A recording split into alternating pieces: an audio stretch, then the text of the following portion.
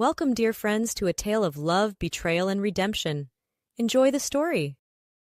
The sterile walls of St. Mary's Hospital seemed to close in on Debbie Wilson as she stared at the tiny bundle in her arms. Tears streamed down her face, leaving mascara trails on her pale cheeks. This was supposed to be the happiest day of her life. Instead, it felt like her world was crumbling around her. "Mrs. Wilson," Dr. Thompson said gently, his weathered face creased with concern. "I know this is a lot to take in, but I need to make sure you understand your son's condition."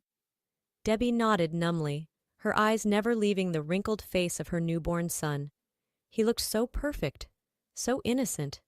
How could this be happening? "Samuel has a rare genetic disorder called Treacher-Collins syndrome," the doctor continued. "It affects the development of bones and tissues in the face. He may face challenges with breathing, eating, and hearing as he grows." "But he'll be okay, right?" Debbie's voice cracked as she spoke. "He'll live a normal life?" Dr. Thompson's hesitation spoke volumes. "With proper care and support, many individuals with Treacher-Collins lead fulfilling lives. But I won't sugarcoat it, Mrs. Wilson. The road ahead will be challenging." As the doctor's words washed over her, Debbie's mind raced back to that rainy day 3 years ago, when her life had changed forever. The rain pelted down mercilessly as Debbie huddled under the flimsy bus stop shelter. Her second-hand coat was soaked through, and her dyed blonde hair clung to her face in wet tendrils. She checked her watch for the 10th time in as many minutes. The bus was late again. "Need a ride?" a deep voice called out. Debbie looked up to see a beaten-up Ford pickup idling at the curb. The driver, a ruggedly handsome man with kind eyes, leaned out the window. "Oh, no thanks," Debbie stammered. "I'm just waiting for the bus." The man chuckled. "Honey, that bus ain't coming. Tree fell across the road about a mile back. Why don't you hop in? I can at least give you a dry place to wait until help comes." Against her better judgment, Debbie found herself climbing into the passenger seat of the stranger's truck. As she settled in, she caught a whiff of pine and motor oil, an oddly comforting combination. "I'm Mike," the man said, offering his hand. "Mike Johnson." "Debbie Wilson," she replied, shaking his hand. "Thanks for this. I was starting to think I might grow gills out there." Mike laughed, a warm, rich sound that made Debbie's heart skip a beat. "Well, we can't have that. Pretty girl like you turning into a fish? That'd be a real shame." As they sat in the broken-down truck, waiting for a tow, Debbie found herself opening up to Mike in a way she never had with anyone before. She told him about her dreams of becoming a nurse, her struggles to make ends meet while putting herself through community college, and her determination to build a better life than the one she'd left behind in her small, gossipy hometown. Mike listened intently, his eyes never leaving her face. When Debbie finally ran out of words, he reached out and tucked a damp strand of hair behind her ear. "You're something else, Debbie Wilson," he said softly. "I've got a feeling you're going to change my life." Little did either of them know just how prophetic those words would turn out to be. 6 months after that fateful rainy day, Debbie found herself standing on the porch of an imposing Victorian house, her palms sweating as Mike rang the doorbell. "Relax," Mike whispered, squeezing her hand. "My mom's gonna love you." But as the door swung open to reveal a stern-faced woman with perfectly coiffed silver hair and piercing blue eyes, Debbie's hopes for a warm welcome evaporated. "Michael," the woman said, her voice as cold as a Midwest winter. "You're late." "Sorry, Mom," Mike replied, leaning in to kiss her cheek. "Traffic was a nightmare. Mom, this is Debbie. Debbie, meet my mother, Rachel Johnson." Debbie extended her hand, summoning her most winning smile. "It's so nice to meet you, Mrs. Johnson. Mike's told me so much about you." Rachel's eyes raked over Debbie, taking in her modest sundress and scuffed pumps. Her lips pursed as if she'd tasted something sour. "Charmed, I'm sure," she said, ignoring Debbie's outstretched hand. "Well, don't just stand there. Come in before the neighbors start to talk." As they followed Rachel into a living room that looked like it belonged in a museum, Debbie's heart sank. This was not going to be the meet-the-parents experience she'd hoped for. The next hour was an exercise in thinly veiled insults and passive-aggressive jabs. Rachel questioned everything from Debbie's family background. Oh, your father was a mechanic? How quaint! To her career aspirations. A nurse? Well, I suppose someone has to do it. By the time they left, Debbie was fighting back tears. In the car, Mike pulled her close, kissing the top of her head. I'm so sorry, Deb, he murmured. Mom's just set in her ways. She'll come around, I promise. But as they drove away from the grand house on Maple Street, Debbie couldn't shake the feeling that Rachel Johnson was going to be a formidable obstacle in her pursuit of happily ever after. Despite Rachel's disapproval, Mike and Debbie's relationship blossomed. They moved in together, got engaged, and finally tied the knot in a small ceremony at the local courthouse. Rachel's absence was conspicuous, but Debbie was determined not to let it dampen her joy. As the months passed, Debbie threw herself into building a life with Mike. She finished her nursing degree, landing a job at the local hospital. Mike's construction business took off, allowing them to buy a modest but comfortable home in a nice neighborhood. When Debbie discovered she was pregnant, it felt like the final piece of their perfect life falling into place. Mike was ecstatic, twirling her around their kitchen as they laughed and cried tears of joy. But Rachel's shadow loomed large over their happiness. At every family gathering, she found ways to criticize Debbie's choices. From her decision to keep working during the pregnancy to the common name they'd chosen for the baby. Samuel? Rachel had scoffed when they announced it at Thanksgiving dinner. Why not something with a bit more class? After all, he'll be carrying on the Johnson family name. Debbie had gritted her teeth and smiled, reminding herself that in just a few short months she'd be holding her beautiful baby boy. Nothing else mattered.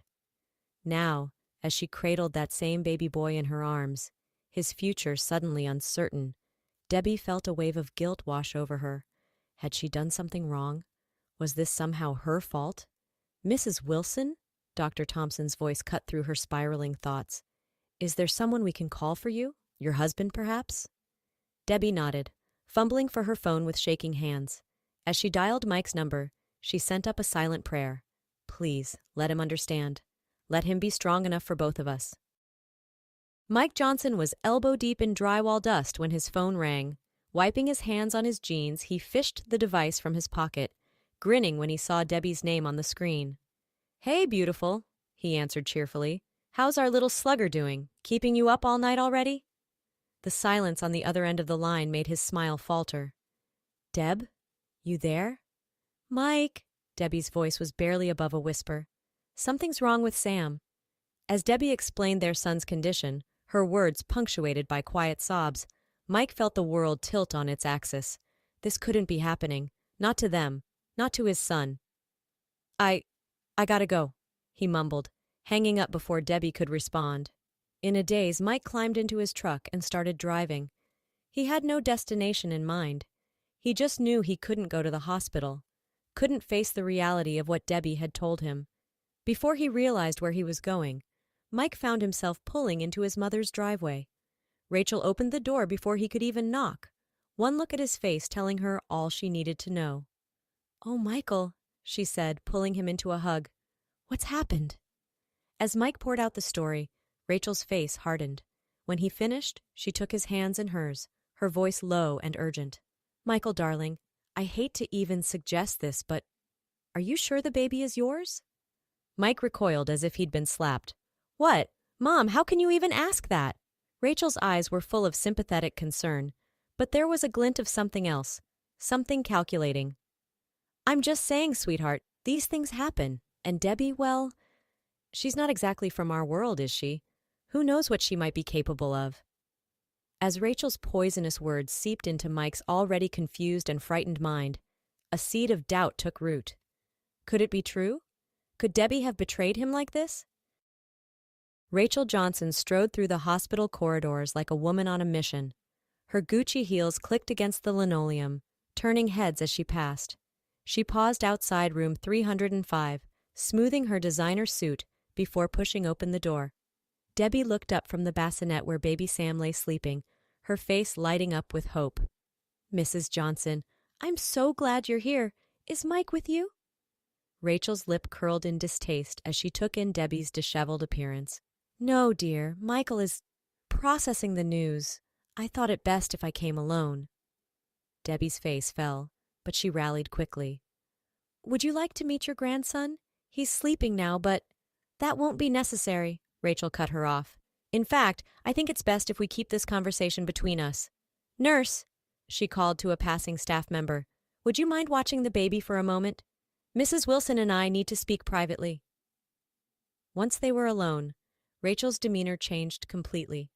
Gone was the facade of concern, replaced by cold fury. Listen carefully, you little gold digger, she hissed. I know what you've done, and it stops now. You're going to take that child and leave town, tonight. There's a house on the outskirts of Millbrook, 1242 Sycamore Lane. Go there. Everything you need will be provided. Debbie's eyes widened in shock. Mrs. Johnson, I don't understand. I can't just leave. Mike wants nothing to do with you or that baby, Rachel snapped. Face it, dear. Your little plan to trap my son has failed. Now you have two choices. Leave quietly with your offspring, or I'll make sure everyone knows the truth about your sordid past. I'm sure the hospital board would be very interested to learn about the real reason you left your last job. Debbie's face paled. How did you... I have my ways, dear. Now what's it going to be? A fresh start with your son or complete ruination? Tears streaming down her face, Debbie nodded in defeat. Okay, she whispered. I'll go. Rachel's smile was all teeth and no warmth. Wise choice. Oh, and Debbie, don't even think about contacting Michael. If you do, all bets are off.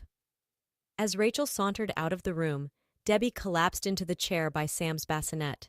How had everything gone so wrong, and what was she going to do now? The house at 1242 Sycamore Lane was a far cry from the cozy home Debbie had shared with Mike. Paint peeled from the weathered siding, and the porch sagged ominously. As Debbie approached, clutching Sam to her chest, she wondered if this was all some cruel joke. The front door creaked open before she could knock, revealing a disheveled man in his late 30s. His bloodshot eyes and the strong smell of whiskey made Debbie take an instinctive step back. You must be Debbie, the man slurred. Aunt Rachel said you'd be coming. I'm Oliver. Welcome to Casa de Crap. Debbie's heart sank. This was to be her new home? With a drunk stranger and a newborn with special needs? I think there's been a mistake, she stammered. Maybe I should go. Oliver's eyes softened as they landed on Sam. Hey, now don't be hasty. Come on in. Let's get the little guy out of the cold. Against her better judgment, Debbie followed Oliver into the house. The interior was as run down as the outside, but it was mercifully clean. Oliver led her to a small bedroom where a crib and changing table had been set up. Aunt Rachel had some of this stuff delivered yesterday, he explained. Said it was for a charity case. Debbie bristled at the term, but her exhaustion outweighed her pride. She laid Sam gently in the crib, marveling at how peaceful he looked, despite the chaos of the past 24 hours. When she returned to the living room, she found Oliver nursing a cup of coffee, looking markedly more sober. All right, he said, gesturing for her to sit. Why don't you tell me what the hell is going on? Because I gotta say, getting a call from my estranged aunt telling me to house a strange woman and her baby, not exactly an everyday occurrence. Over the next hour, Debbie poured out the whole sordid tale. Her whirlwind romance with Mike, Rachel's disapproval, Sam's diagnosis, and the ultimatum that had led her to this dilapidated house in the middle of nowhere. When she finished, Oliver let out a low whistle. Damn, and here I thought my family was dysfunctional. Aunt Rachel always was a piece of work, but this is a new low. Debbie wiped away a stray tear. I just don't know what to do. I have no money, no job, and a baby who needs more care than I know how to give. Oliver was quiet for a long moment, drumming his fingers on the arm of his chair. Finally, he spoke. All right, here's the deal. You and the little guy can stay here as long as you need.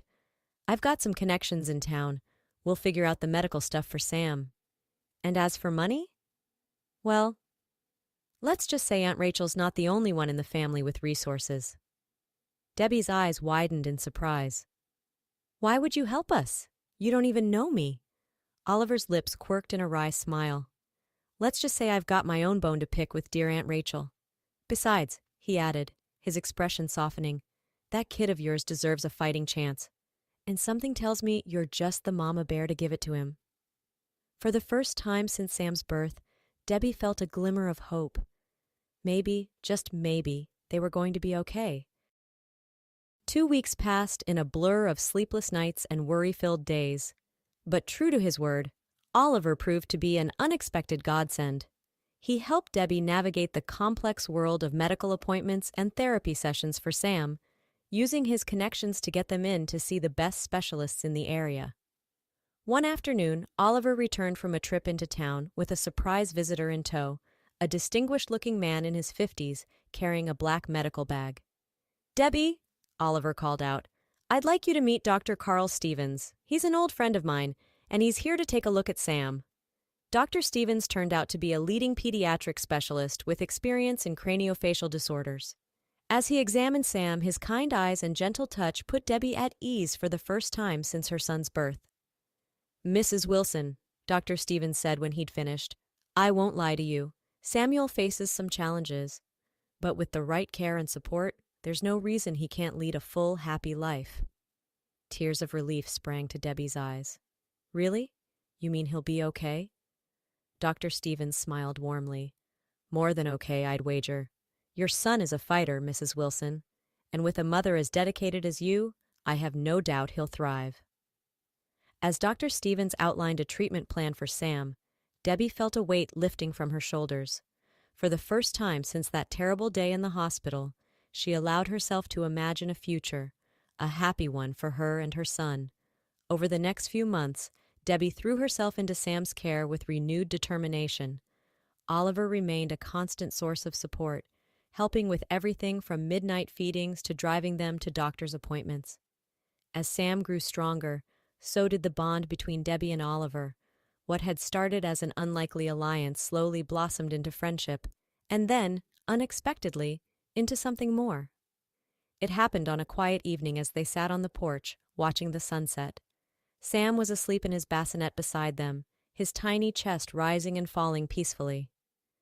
"You know," Oliver said, breaking the comfortable silence, "I never thought I'd say this, but I'm glad Aunt Rachel sent you here."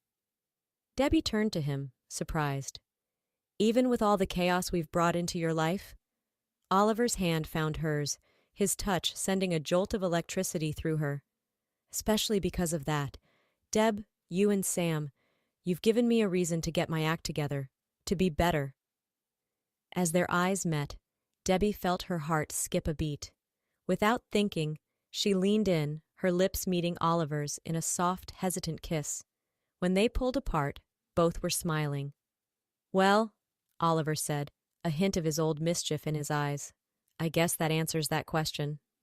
From that moment on, their little makeshift family felt complete. Oliver doted on Sam as if he were his own, and Debbie found herself falling more in love with both of them every day. 3 years passed in the blink of an eye. The rundown house on Sycamore Lane had been transformed, much like its inhabitants. Fresh paint, a thriving garden, and the sound of children's laughter had breathed new life into the once dilapidated property. On a sunny Saturday afternoon, Debbie chased after a giggling Sam in the local park. Despite the challenges he'd faced, Sam had grown into a happy, energetic little boy. His facial differences were still apparent, but they did nothing to dim the light in his eyes or the joy in his laughter. "I'm gonna get you!" Debbie called out, her own laughter bubbling up as Sam darted between the playground equipment. Suddenly, a pair of strong arms scooped Sam up from behind. "Gotcha, squirt!" Oliver's voice boomed as he tossed Sam into the air, catching him safely as the boy squealed with delight. Debbie's heart swelled as she watched them together. Oliver had legally adopted Sam the previous year, and the bond between father and son was unbreakable. "Ice cream!" Sam demanded, pointing towards the small cafe at the edge of the park. "What do you say, Mama Bear?" Oliver asked, wrapping an arm around Debbie's waist. "Should we indulge the little monster?" Debbie was about to agree when she froze, her eyes locked on two figures approaching from across the park. Even after 3 years, she would recognize them anywhere. Mike and Rachel Johnson strode towards them, looking like they'd stepped out of a country club catalog. Rachel's eyes widened in shock as she took in the scene before her, while Mike's face drained of color. "Debbie?" Mike's voice was barely above a whisper. Is that Sam?" Debbie instinctively pulled Sam closer, while Oliver's arm tightened protectively around her waist. "Hello, Mike," Debbie said, her voice steadier than she felt. "Yes, this is Sam, your son." Rachel's face contorted with fury. "How dare you show your face here, after everything you've done?" "That's enough, Aunt Rachel," Oliver cut in, his voice cold. "You don't get to speak to my wife that way." Mike's head snapped up at that. "Wife? Oliver? What the hell is going on here?" Oliver's smile was sharp enough to cut glass. "Well, cousin, it seems your mother's little plan backfired. She sent Debbie and Sam to me, thinking I was still the family drunk. But as it turns out, they were exactly what I needed to turn my life around." Rachel sputtered, her carefully crafted facade crumbling. "Oliver, you don't understand. This woman, she—" "Save it," Oliver snapped. "I know exactly what you did. How you lied to Mike, how you threatened Debbie. Well, guess what? Your perfect little plan failed. Debbie and Sam are my family now, and I'll be damned if I let you hurt them again." Mike looked between Debbie and Oliver, his expression a mixture of confusion and pain. "Debbie, I'm so sorry. I should have listened to you. I should have been there." Debbie felt a pang of sympathy for the man she'd once loved, but it was overshadowed by the strength of her love for Oliver and the life they'd built together. "You're right, Mike. You should have been there. But you weren't. Oliver was. He's been here for every doctor's appointment, every milestone, every sleepless night. He's Sam's father in every way that matters." Sam, sensing the tension, tugged on Oliver's sleeve. "Daddy, can we go get ice cream now?"